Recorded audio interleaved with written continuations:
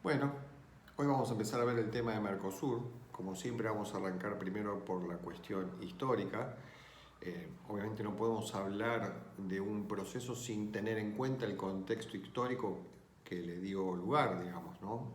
El derecho a la integración, como en cualquier otra rama jurídica, siempre hay que tener en cuenta la realidad sobre la que opera y bueno, la historia es lo que en cierto modo nos da esa realidad y esos antecedentes que motivaron que surgiera el Mercosur. Un Mercosur que está estructurado fundamentalmente a partir de un vínculo estratégico entre Brasil y Argentina. Un vínculo que no siempre fue de cooperación, sino que por el contrario fue un vínculo, digamos, en ciertas reticencias, ciertas competencias en viejos tiempos. Y ello lo digo sin tener en cuenta, por ejemplo, que en su momento fueron aliados Argentina, Brasil y Uruguay contra Paraguay. ¿Sí? Noten ustedes esta peculiaridad que la guerra del Paraguay fue librada entre países que luego terminan siendo los miembros fundadores del Mercosur. Argentina, Brasil y Uruguay por un lado, Paraguay por el otro. Una guerra que va a destruir prácticamente a Paraguay, va a destruir su tejido social, va a producir una gran mortandad fundamentalmente de su población masculina. Un continente sudamericano en el cual no se pelearon muchas guerras interestatales. ¿Sí? Hubo sí mucha violencia interna dentro de los estados, muchas guerras civiles. Ya conocemos toda la violencia política que hemos vivido en nuestro país, pero también pasó lo mismo en Colombia, Chile, Perú. ¿Sí? Es un continente que no ha tenido mucha guerra interestatal, pero sí que ha tenido mucha violencia política interna. Hubo obviamente sí guerras interestatales importantes. Una precisamente, bueno, tuvimos en su momento la Argentina y Brasil, allá cuando estábamos todavía en los albores de la formación de nuestros estados. Tenemos la de la Triple Alianza que mencionábamos recién, entre Argentina, Brasil y Uruguay por un lado, contra Paraguay por el otro, con las consecuencias que les mencionaba. La guerra del Pacífico, ¿sí? Entre Perú y Bolivia por un lado, contra Chile por el otro, por el cual Bolivia termina perdiendo buena parte de su territorio, concretamente la parte por la cual accedía al Océano Pacífico, y Perú también pierde parte de su territorio. Eh, Luego ya en el siglo XX tenemos en la década del 30, por ejemplo, la guerra del Chaco entre Paraguay y Bolivia por el control de esa región del Chaco, una región que era prácticamente un desierto, donde no había prácticamente poblados, con una gran escasez de aguas y una guerra terrible realmente porque se extendió como 3 años por lo menos con unos cuantos miles de muertos. Y una guerra que después se termina, digamos, resolviendo a través de un tratado promovido desde Buenos Aires, fundamentalmente con la participación de Saavedra Lamas, Carlos Saavedra Lamas, quien era el canciller de nuestro país y que fue profesor de nuestra facultad, precisamente. El gran hall de entrada en la facultad hay una placa que recuerda a Saavedra Lamas, uno de los premios Nobel de nuestra facultad, mejor dicho, el premio Nobel que tuvo nuestra facultad y uno de los premios Nobel que tuvo nuestra querida universidad. Pero digamos que a diferencia de Europa, donde hubo muchas guerras con muchos millones de muertos, en nuestra parte del mundo no hemos tenido esa cantidad de guerras. Por lo tanto, podríamos decir que las experiencias que han tenido que ver con la integración no han sido tan incentivadas por la necesidad de lograr esa paz, ¿sí? Como sucedió en el caso europeo, sino que básicamente siempre se trataba de abroquelar esta parte del mundo, a los países que estamos en esta región, fundamentalmente para afrontar los desafíos del escenario internacional. Yo en su momento les hablé, por ejemplo, del caso de Bolívar, del Congreso Anfictiónico. En Alal y Alal, y bueno, era una forma también, digamos, lo que se trataba de romper era el patrón de inserción de nuestras economías de centro y periferia, en ese caso. Y en el caso del Mercosur, en cierto modo hubo, digamos, motivaciones de tipo políticas y también hubo motivaciones de tipo económicas. De políticas tienen que ver básicamente con que Argentina y Brasil siempre habían competido en cierto modo por la hegemonía, por el liderazgo en esta parte del mundo. ¿Sí?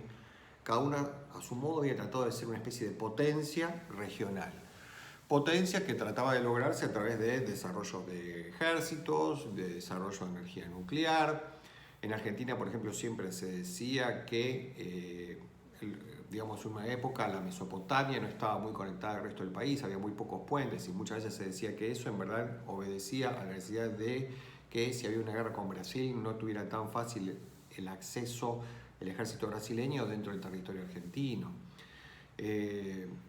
Digamos que existía ciertas hipótesis de conflicto. Brasil era una hipótesis de conflicto para Argentina y viceversa. En cada una de las Fuerzas Armadas de nuestros países había planes para enfrentar eventualmente una guerra con el adversario.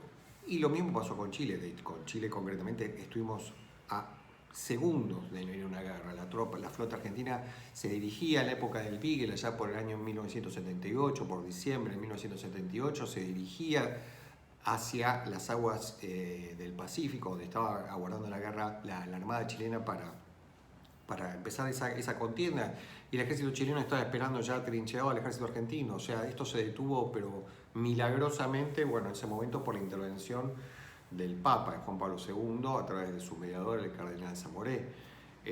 Pero digamos que existían, si bien no habíamos librado guerras, existían ciertas competencias por el liderazgo, ciertos diferendos limítrofes que no se terminaban de resolver adecuadamente, a veces por la vía del arbitraje. En el caso argentino, en el caso del Beagle, por ejemplo, habíamos desconocido el arbitraje, el resultado de un arbitraje. Entonces, es como que, más allá de estas cuestiones, de estos chispazos, no habíamos tenido situaciones de millones y millones de muertos y de destrucción absoluto de las infraestructuras de la Segunda Guerra Mundial. Entonces, como les decía, lo que se buscaba en estos incentivos para nuestra cooperación partía más de afrontar los desafíos juntos que provenían del escenario internacional. En el caso de Alaqueladi, precisamente era, como les habíamos marcado, el tema de romper el patrón centro-periferia. ¿Sí? O sea, generar un esquema de cooperación que promoviera la sustitución de importaciones para reemplazar las manufacturas que venían del norte por manufacturas propias, cuyo intercambio iba a ser incentivado por la reducción de barreras arancelarias. En el caso del Mercosur ya estamos en otra situación. Al Mercosur, digamos, llegamos también porque subsistía ese escenario de confrontación. De hecho, habíamos tenido también un escenario de confrontación con el manejo de las cuencas hídricas, concretamente la cuenca del Río de la Plata, con las represas que quería construir Brasil aguas arriba, que afectaban el flujo de agua aguas abajo. Eso también había generado bastante chispazos de conflicto, pero eso finalmente se solucionó amigablemente.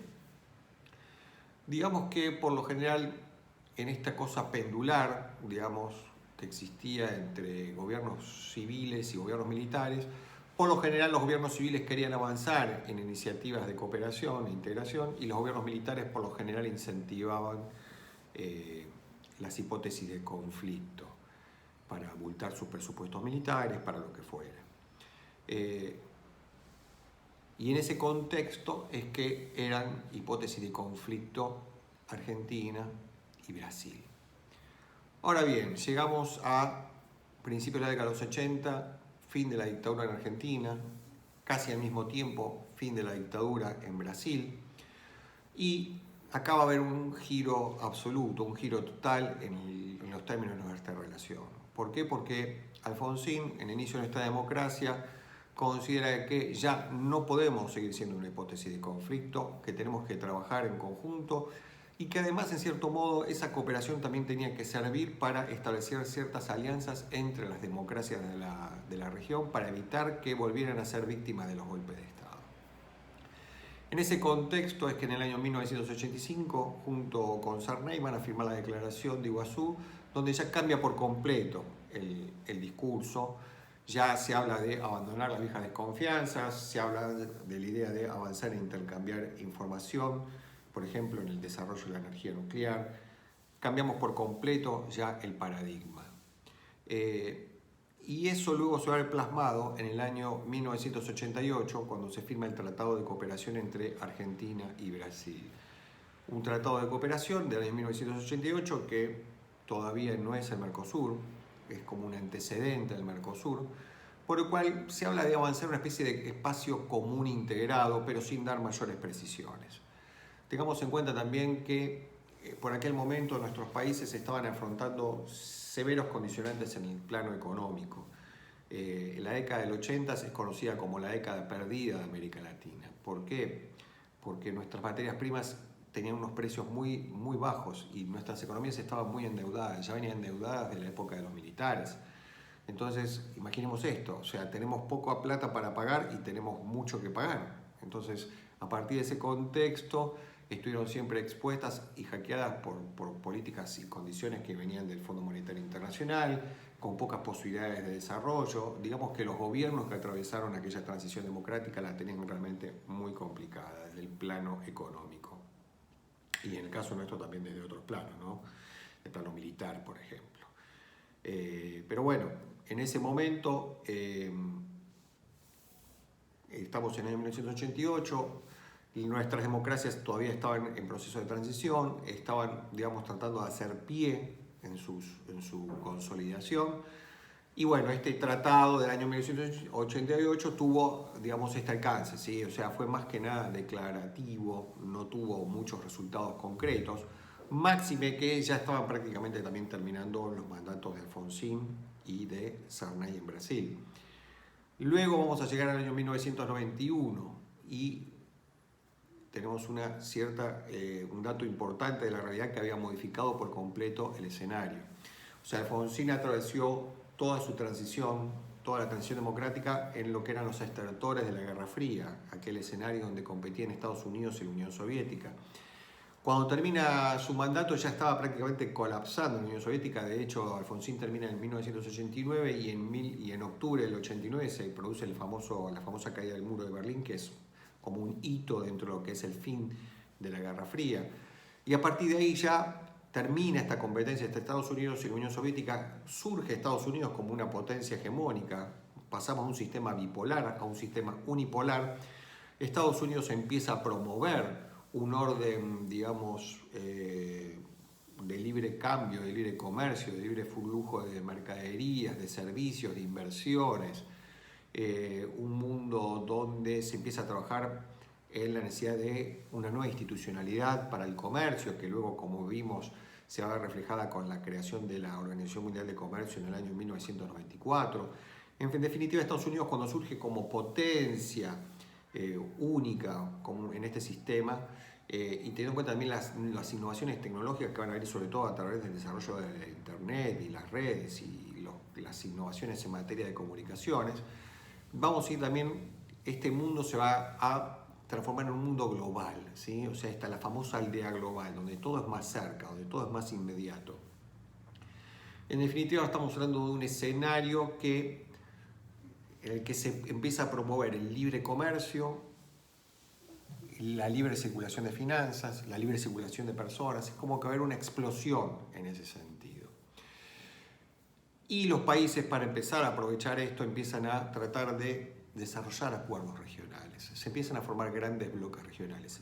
La Unión Europea, por ejemplo, que venía bastante atrasada con el desarrollo de su mercado común, en el año 1986 ya va a firmar el Acta Única para llegar al mercado común en el año 1992 y lo va a lograr en el año 1992. Pero ya lo tenía muy concreto, ¿sí? Era el gran bloque que estaba en ese momento surgiendo. En Estados Unidos se empieza ya también a negociar la posibilidad de un tratado de libre comercio en América del Norte, las iniciativas también que se estaban dando en Asia, en África. Entonces, frente a este contexto donde empezaban a surgir todos estos grandes bloques comerciales, en el cual los países lo que querían era profundizar el libre comercio que no se podía lograr a nivel multilateral, entonces nuestros países, en cierto modo, replican ese modelo dentro de esta parte, dentro de nuestra región, ¿sí? Entonces, Argentina y Brasil van a partir de Menem y de Mellon en ese momento, en esto de avanzar en un proceso de transformación sin anestesia, avanzan directamente en la idea de un proyecto comercial más ambicioso que los que se venían desarrollando antes. Retomando aquella vieja idea del mercado común que estaba planteado más que nada desde lo simbólico en Alá y Aladi, se va a mantener la idea del mercado común, pero a diferencia de lo que había sucedido en Alá y Aladi, acá ya se va a tratar de avanzar en el mercado común a través de una unión aduanera.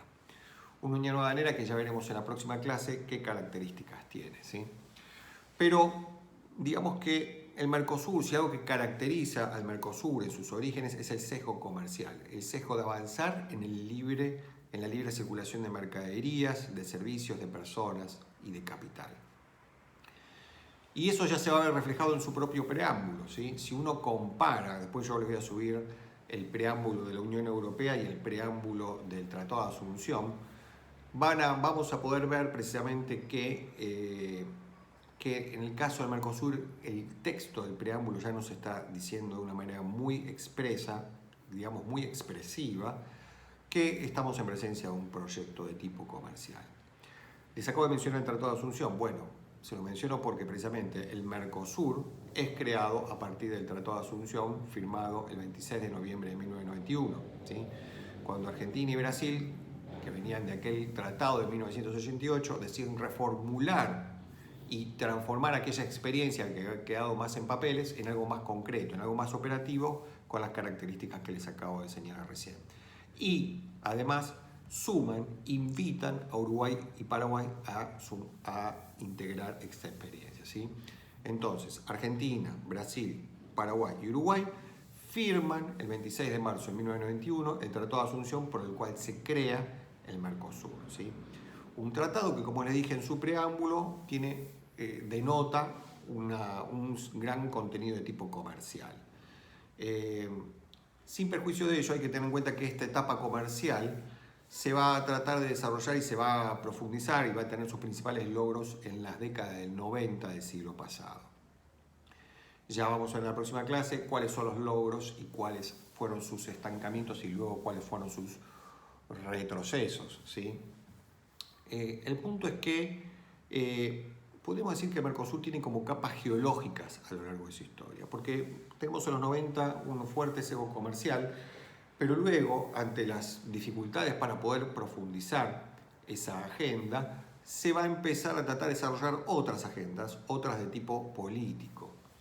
Y así, por ejemplo, en el Mercosur se va a generar primero ámbitos para que los países de la región, más Chile, más Bolivia, puedan coordinar posiciones en ámbitos de la organización regional de la OEA, por ejemplo. Y luego también se van a firmar un protocolo, el protocolo de Ushuaia, que tiene son dos protocolos, por el cual se exige que para poder participar del Mercosur, los gobiernos tengan un sistema democrático. Y en esto, en verdad, el Mercosur marca una diferencia importante con la experiencia de ALADI, ¿sí? Por ejemplo. ¿Por qué? Porque en ALADI, dentro de los principios que se mencionan, que inspiran a ALADI, se habla del pluralismo. Pero no como un pluralismo en el sentido de que vamos a respetar a las minorías. No se está hablando de ese pluralismo. Cuando se habla de pluralismo en ALADI, se habla de que se trata de un tratado en el cual pueden convivir estados que tengan sistemas de gobierno distintos, democráticos, dictatoriales, lo que fuere, ¿sí? ¿Por qué se hace esto? Bueno, porque cuando se firma ALADI ya por 1980, en la región había un montón de gobiernos militares. Entonces, viendo lo que pasaba en la experiencia europea acá, se dice que en ALADI se va a hacer es un tratado de tipo pluralista por esta cuestión. Ahora ya en Mercosur, con esta idea que ya había inspirado Alfonsín de avanzar en un sistema, digamos, que el Mercosur también sirviera para consolidar nuestras democracias, en ese seno se va a firmar el protocolo de Ushuaia, en el cual se exige como condición para participar del proceso la vigencia del sistema democrático. Y este es un protocolo, por ejemplo, que fue utilizado, se aplicó en su momento cuando se derroca a Lugo en Paraguay del gobierno, con un sistema que en verdad era legal, porque el procedimiento era legal, estaba previsto en la Constitución ese juicio político, pero que había sido un juicio político demasiado expresa. En 48 horas habían removido al presidente sin posibilidad del derecho a defensa. Entonces esto hizo realmente cuestionar la legitimidad de eso y bueno, en esa situación Paraguay suspendida su participación en los órganos del Mercosur, invocándose este protocolo Ushuaia, ¿sí? Porque cuando se da la alteración del sistema democrático, lo que se permite en el protocolo de Ushuaia es suspender la participación y eventualmente ya suspender la participación del Estado en los órganos y eventualmente también suspender luego, en una medida ya más difícil, suspender los derechos y obligaciones derivados del tratado para ese país que tiene un sistema democrático que se vio afectado, ¿sí?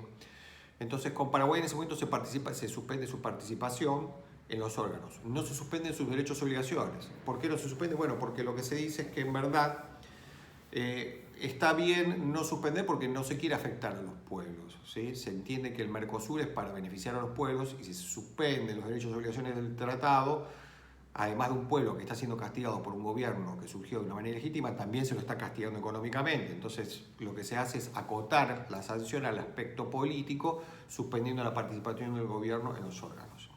Salvo ya casos más extremos. Entonces, con Paraguay sucedió esta cuestión. Situación que también luego se va a ver con Venezuela, donde ya directamente se suspenden todos los derechos y obligaciones, hasta que esté regularizada la situación, porque también, digamos, Venezuela no había cumplimentado con todas las políticas que tenía que realizar para poder adherirse al Mercosur. Obviamente esto también tiene que ver con la situación interna de Venezuela y con Maduro, ¿sí? Digamos entonces que el Mercosur en la actualidad tiene 4 estados, porque ahora ya Paraguay recuperó, digamos, su estatus, ya puede funcionar normalmente, entonces tiene 4 miembros que están funcionando de manera permanente, Venezuela que está suspendida. ¿Por qué se incorpora luego Venezuela? Porque el Mercosur, como es un acuerdo de alcance parcial de ALADI, el acuerdo de alcance parcial número 18, tiene la obligación de estar abierta a la adhesión de los demás miembros de ALADI. Entonces, en ese contexto es que Venezuela se incorpora y luego se suspende su participación. Es en ese contexto también que está en proceso de adhesión Bolivia, por ejemplo, al Mercosur. Entonces, el Mercosur, digamos que avanzó en esto también, en este plano político. El Mercosur también es una organización internacional, es un sujeto de derechos, eso es a partir del protocolo de Europreto. Eso le permite que firme tratados con otro estado o con otros estados. El Mercosur primero empezó firmando tratados para que los demás miembros de ALADI sean estados asociados, ¿sí? Y en algunos casos eso del estado asociado se vio reflejado en que estos países pudieron, por ejemplo, firmar una zona de libre comercio con el Mercosur o un área de preferencias. Y también que estos países adhirieran a los protocolos de Ushuaia del Mercosur de vigencia del sistema democrático. Entonces tiene firmados tratados de adhesión con todos los países de ALADI. Tratados de adhesión no, tratados de asociación, ¿sí? Los estados de ALADI son estados asociados al Mercosur. Excepto México y Cuba, que no, pero todos los de Sudamérica son estados asociados. Después, también firmó acuerdos para celebrar, por ejemplo, una zona de libre comercio con Israel, una zona de libre comercio con Egipto. También se firmaron memorándum de entendimientos como para generar un espacio, un acuerdo marco para avanzar en un acuerdo de preferencias con India, ¿sí? Entonces el Mercosur, como verán, en tanto bloque, ha ido celebrando acuerdos con distintos países e incluso con grupos de países, por ejemplo con la Unión Aduanera Sudafricana, y el más importante, el más conocido en tanto por la envergadura, es el tratado con la Unión Europea. Este en verdad es un tratado que es amplio, no es solamente comercial, sino que es un tratado que comprende varias cuestiones. Comprende, por ejemplo, el tema de inversiones, compras públicas, también tiene capítulos dedicados a la pequeña y la mediana empresa. Es un acuerdo de asociación estratégica y es uno de los acuerdos más importantes del mundo porque comprende a 800 millones de personas. Es un acuerdo que en su capítulo de mercaderías prevé una zona de libre comercio a la que se va a avanzar de manera muy gradual,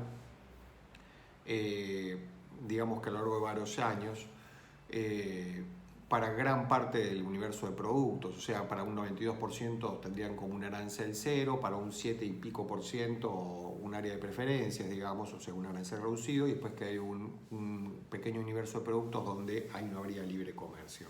Eso en líneas generales es lo que el capítulo de mercaderías, digamos, que comprende Mercosur, Unión Europea.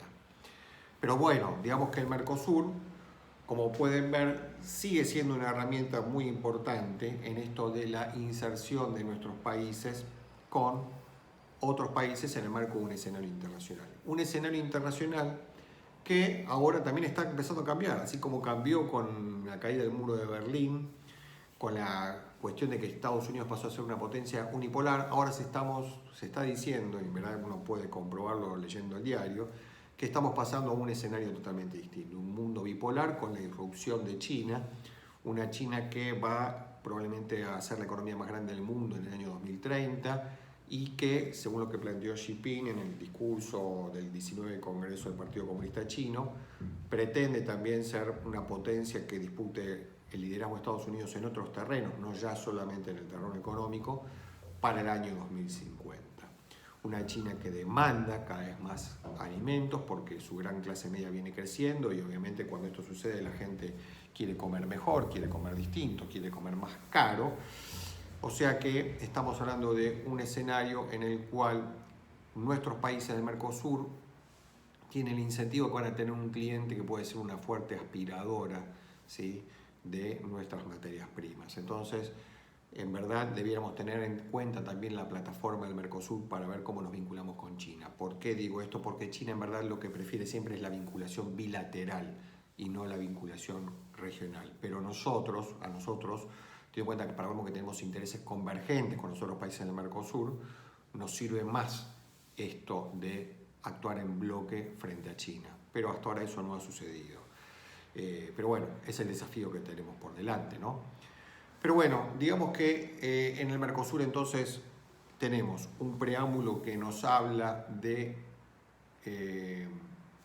un tratado de asunción para promover el libre comercio, pero que luego, a lo largo de su historia, como yo les dije, hay como distintas capas geológicas. Está el Mercosur político, está también el Mercosur social, por el cual se han creado institutos para tratar de articular políticas que terminen como las asimetrías en el terreno social. Está también se creó un fondo de infraestructura para que los países que tienen mayor PBI financien algunas obras de infraestructura, por ejemplo, una ruta a los países de menor PBI, ¿sí? O sea, Brasil aporta más, Argentina un poco menos, para financiar fundamentalmente infraestructura de Paraguay y Uruguay. Digamos que esa sería la idea, ¿no?, de este fondo.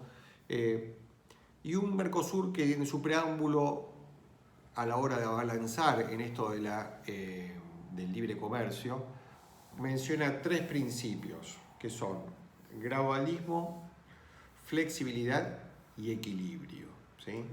3 principios que en verdad han inspirado de manera concreta al funcionamiento, a la evolución del Mercosur en sus años de historia. El gradualismo quiere decir que se quiso avanzar en el libre comercio paso a paso, ¿sí?, de manera progresiva, paulatina, sobre todo para evitar que los sectores más débiles sufrieran a consecuencia de la apertura de las economías. Luego tenemos la flexibilidad. ¿Qué quiere decir esto? Bueno, que precisamente para garantizar que se produzcan estas situaciones desagradables, se establecen reglas generales, pero también se han establecido excepciones, ¿sí? Ya vamos a ver en la clase siguiente en qué cuestiones se manifiestan esas excepciones, por ejemplo, en materia de libre comercio intrazona o, por ejemplo, en materia de arancel externo común. Y luego tenemos el tema del equilibrio, ¿sí? El equilibrio responde ya más que nada a la cuestión de la asimetría que existe en cuanto al tamaño de nuestros países. Brasil y Argentina son muy grandes, incluso Brasil es mucho más grande que Argentina en términos de PBI. Oscila por en general, el PBI de Brasil, digamos, equivale a como 4 PBIs o 3 PBI de Argentina. Eso depende de la evolución de nuestro tipo de cambio, que suele deformar bastante la medición de nuestros productos brutos internos. Pero bueno, esa es la diferencia entre Brasil y Argentina. Imaginen entonces la diferencia entre Uruguay y Paraguay con el resto, con nosotros. Entonces, para evitar esto, la noción de equilibrio lo que se busca es que se le da más tiempo a Uruguay y a Paraguay para que puedan adaptar sus economías o como para que también puedan establecer más cantidades de excepciones a los regímenes generales que se acuerdan, ¿sí? Entonces, bueno, esto es un poco el tema de la presentación del tema de Mercosur. Un Mercosur que nace al calor de un mundo, ¿sí?, un mundo de libre comercio, con una potencia hegemónica que habla de que tiene que circular libremente todos los factores de la producción en un mundo global, en un mundo en el que van surgiendo bloques económicos, y el Mercosur es una respuesta a ese contexto. Nuevamente el escenario internacional incentivando el desarrollo de experiencias de integración en esta parte del mundo.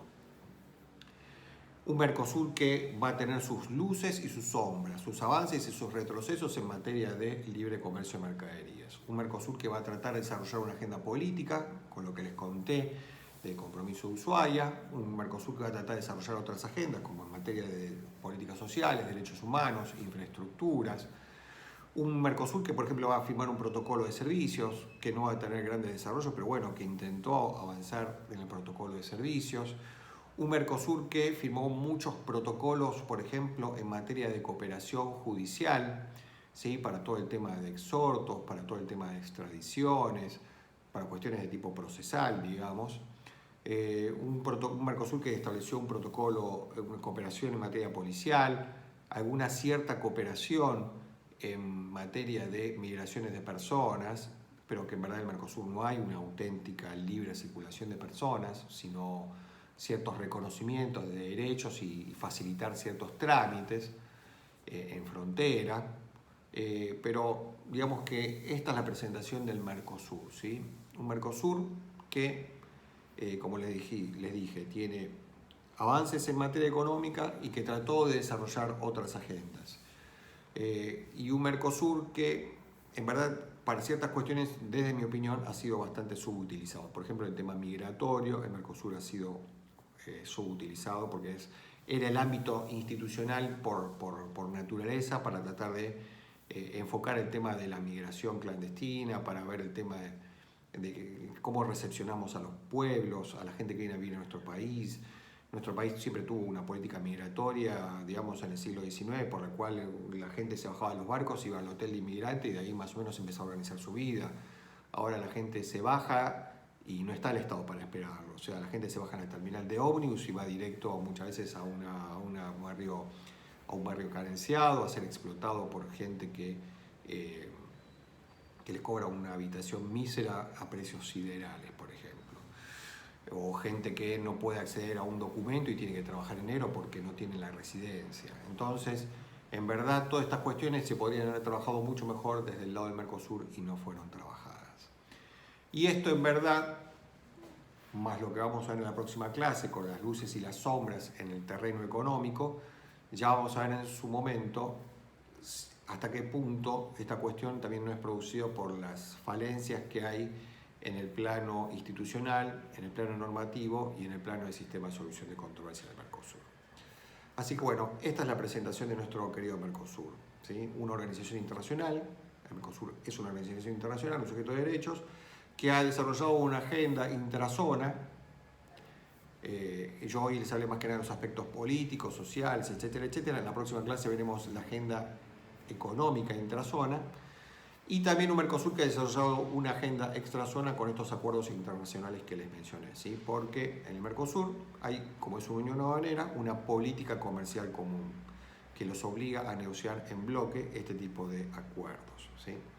Así que bueno, por ahora lo dejamos acá.